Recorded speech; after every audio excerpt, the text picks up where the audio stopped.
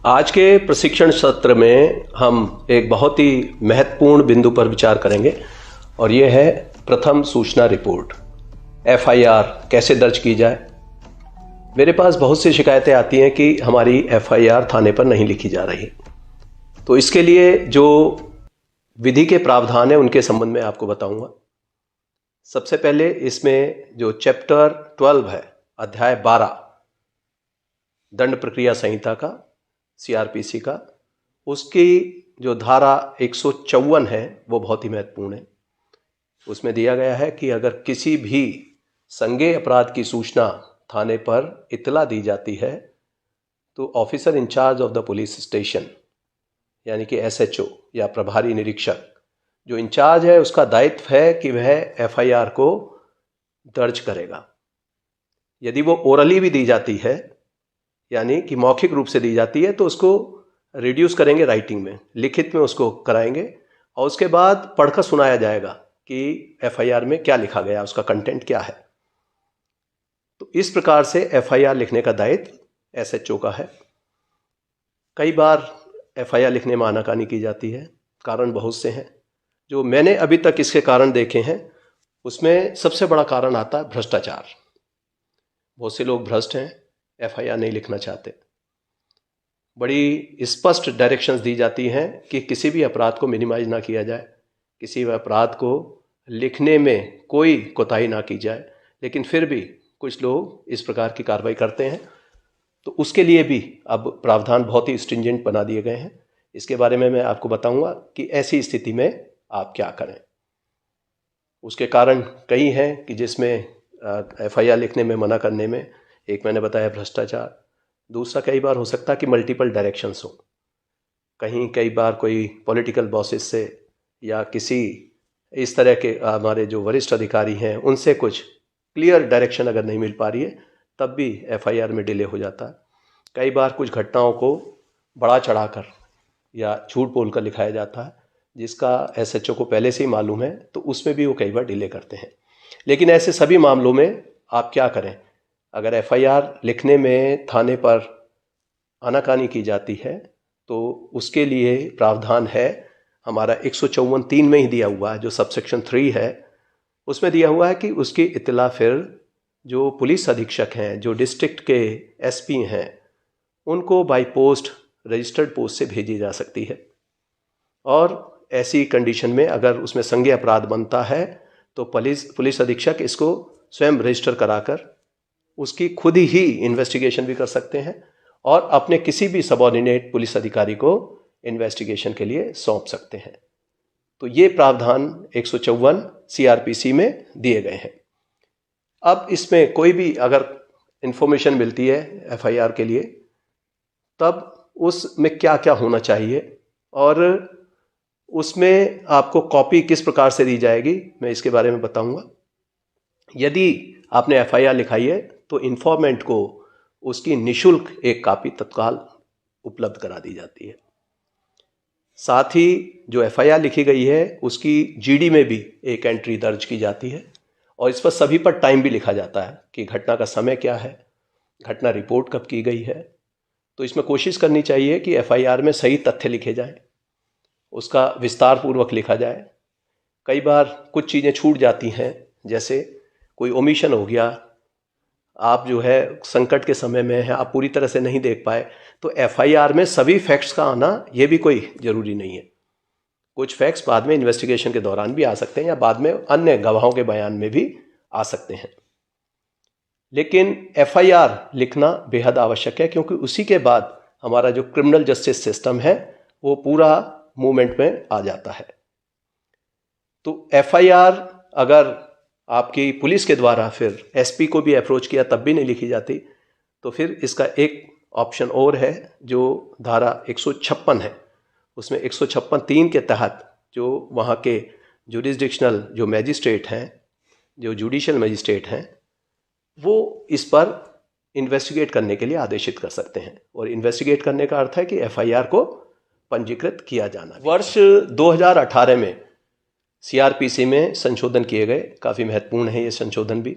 और इसमें एफआईआर के संबंध में एक निर्देश है कि यदि कोई महिला जो विक्टिम है वो दिव्यांग है, मेंटली या फिजिकली वो डिसेबल्ड है, चाहे टेम्परेरीली या परमानेंटली, तो ऐसी महिला के साथ यदि कोई अपराध घटित हुआ है, जैसे एसिड अटैक का अपराध हो गया 326A 326B, उसी की तरह फिर ये बलात्संग का है, या outraging modesty of A women 354 के केसेस हैं, या रेप के केसेस हैं जिसमें 376 और उसकी अन्य धाराएं जिसमें गैंग रेप भी है, और जो महिलाओं के साथ उनकी एज के अनुसार उसको कैटेगराइज भी कर दिया है। इस तरह के अपराध अगर घटित होते हैं तो उसकी FIR तत्काल लिखनी चाहिए।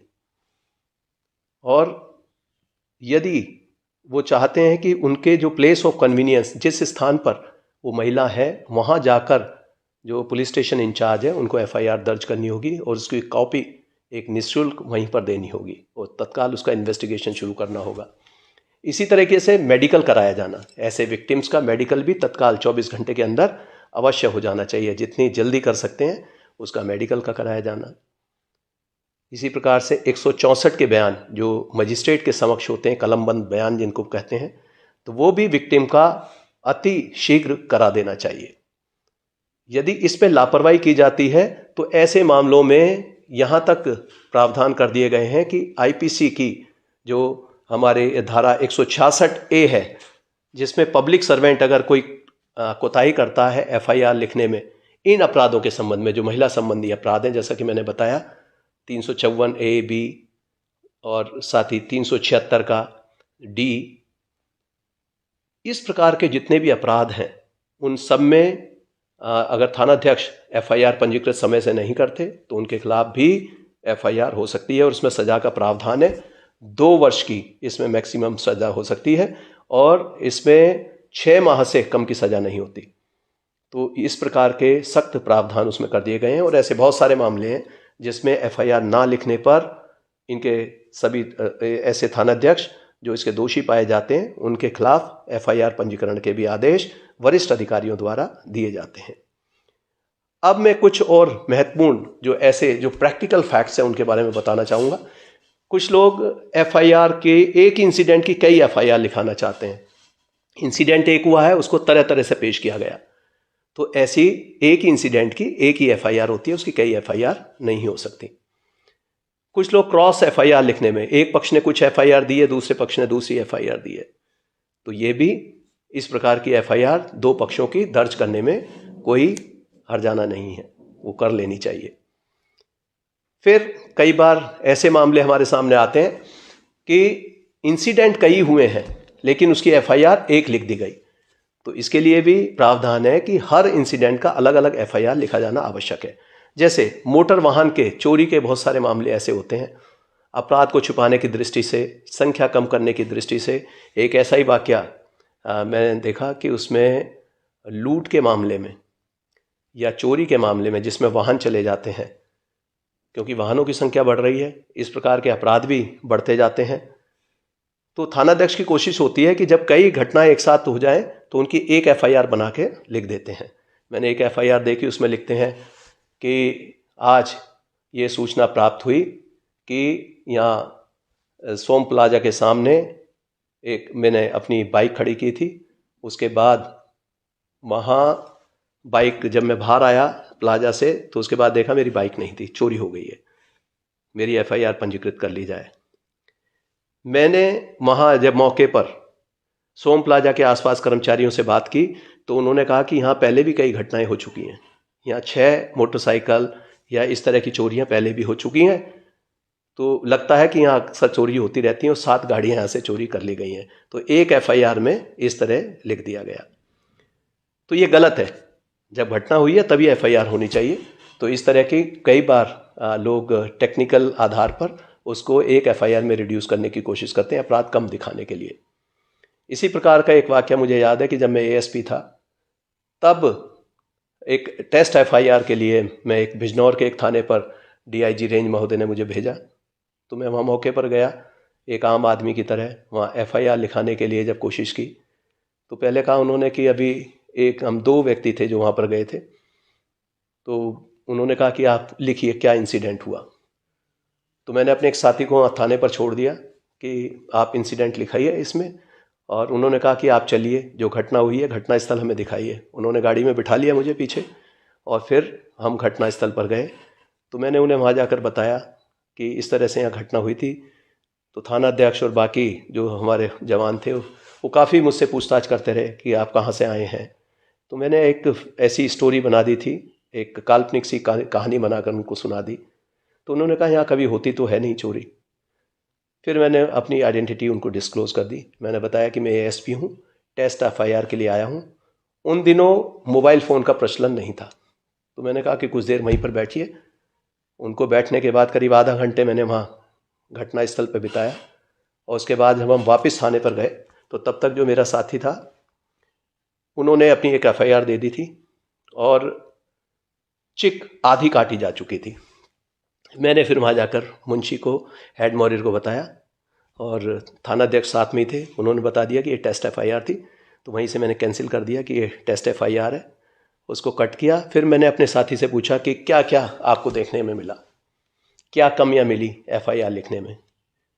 तो उसने बताया कि मैंने कहा था कि हमें इस तरह से हम पैसे लेकर आ रहे थे, अपनी बहन के रिश्ते के लिए यहाँ पर आए थे। कुछ पैसे हमने अपनी शर्ट में और कुछ बैग में रखे हुए थे। तो 5 लोग आए, उन्होंने हमारे पैसे छीन लिए और तमंचा दिखाकर भाग गए। तो मैंने कहा कि एफआईआर में तो ये लिखा गया। उन्होंने कहा नहीं, बस ये कटवा कर उन्होंने कह दिया कि ऐसा कीजिए कि भाई साहब आपके पैसे तो पूरे ही बरामद होंगे, लेकिन आप 3 आदमी लिखवा दीजिए इसमें कि 3 आदमी आए। तो इस तरीके से कई बार घटनाओं को छोटा कर उनको कुछ धाराएं बदलकर परिवर्तन कराने की कोशिश करते हैं। तो ये कदापि नहीं करना चाहिए। जैसी घटना हुई है, जैसा रिपोर्ट किया गया, उसकी एफआईआर उसी तरह पंजीकृत कर लेनी चाहिए, और जब विवेचना होती है तो विवेचना में अन्य बिंदुओं को शामिल किया जा सकता है। अब कई बार मेरे पास शिकायतें आती हैं कि थाने पर एफआईआर नहीं हो रही है, क्या किया जाए।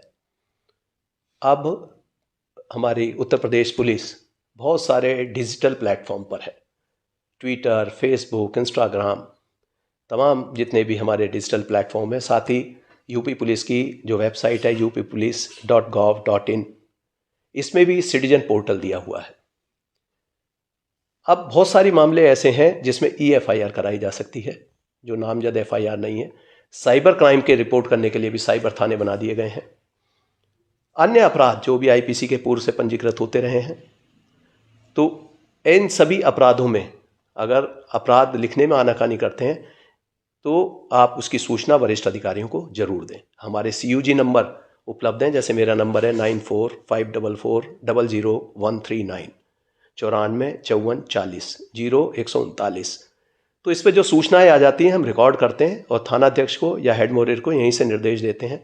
यही बात हमने अपने सभी वरिष्ठ अधिकारियों को बताई हुई है, जिसमें CO से लेकर SPs, एडिशनल SP, SSP और IG रेंज, ये सभी इस बात के लिए तत्पर रहते हैं कि यदि कोई घटना हुई है उसकी एफआईआर पंजीकृत हो और उसकी सही कार्रवाई की जाए।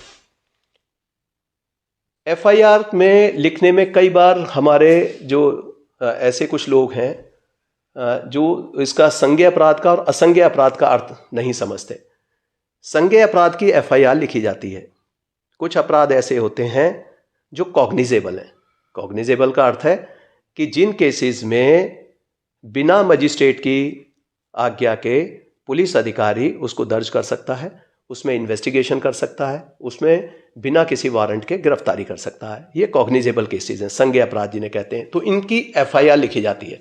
अगर एफआईआर में जो आपकी एप्लीकेशन है उसमें ये कंटेंट बनता है कि वो संज्ञेय अपराध है, तब उसकी एफआईआर लिखी जाएगी। कई छोटे छोटे ऐसे अपराध हैं जो असंज्ञेय अपराध हैं, जैसे 323 आईपीसी का है, या अन्य ऐसे छोटे अपराध जिनमें सजाएं कम हैं। तो ऐसे मामलों में वो नॉन कॉग की श्रेणी में आ जाते हैं। नॉन कॉग्निजेबल ऑफेंसेस को हम उनको कहते हैं।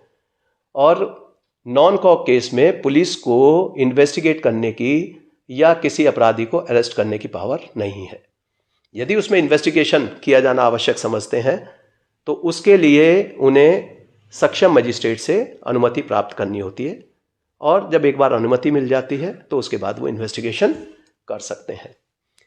कई केस ऐसे होते हैं कि जिनसे कुछ धाराएं नॉन कॉग्निजेबल हैं लेकिन कुछ धाराएं कॉग्निजेबल हैं, तो उसकी एफआईआर पंजीकृत होनी चाहिए, फिर उसको हम कॉग्निजेबल केस के रूप में ट्रीट करते हैं। अब मैं एक साधारण सी बात और बता दूं कि जिसमें अगर आपको शिकायत करनी है, एफआईआर लिखने से आप पीड़ित हैं, आहत हैं, उसकी सूचना आप जो मैंने पहले बताया फ़ोन के द्वारा दे सकते हैं। दूसरा मैं चाहूँगा कि आप अगर थाने पर आपको सही तरीके से ट्रीटमेंट नहीं होता, आप अगर महिला हैं, कोई आप जो है बच्चे हैं, तो आप जाइए, हमारे जो महिला हेल्प डेस्क हैं प्रत्येक थाने पर राउंड द क्लॉक काम करता है 24/7। वहाँ जाइए, एफआईआर के लिए अपनी बात बताइए, वहाँ पूरी रिकॉर्डिंग होती है और आपको स्टेशनरी भी मिलेगी और वहाँ आप अपनी एफआईआर पंजीकृत करा सकते हैं। हमने सभी ऐसे जो हेल्प डेस्क चलाने वाले हमारे पुलिसकर्मी हैं उनको ट्रेन किया है कि वो उनको सॉफ्ट स्किल सिखाई हैं, वो आपकी बात गंभीरता से सुनेंगे और आपकी एफआईआर पंजीकृत कराएंगे। CCTNS जो हमारा सॉफ्टवेयर चलता है जिस पर एफआईआर लिखी जाती है, उसमें आपको कंप्यूटराइज्ड लिखी हुई एफआईआर मिलेगी। कुछ लोग जैसे एप्लीकेशन दी उसको रिसीव करके दे दिया, कुछ रिसीव भी नहीं करते, तो उसमें शिकायतें आती हैं। आपको पता होना चाहिए एफआईआर जब पंजीकरण हो जाएगा तो आपको उसकी कंप्यूटराइज प्रिंटेड एक कॉपी निःशुल्क दी जाएगी। ये इन्फॉर्मेंट को उसमें देने का और उनको ये कॉपी प्राप्त करने का पूरा अधिकार है।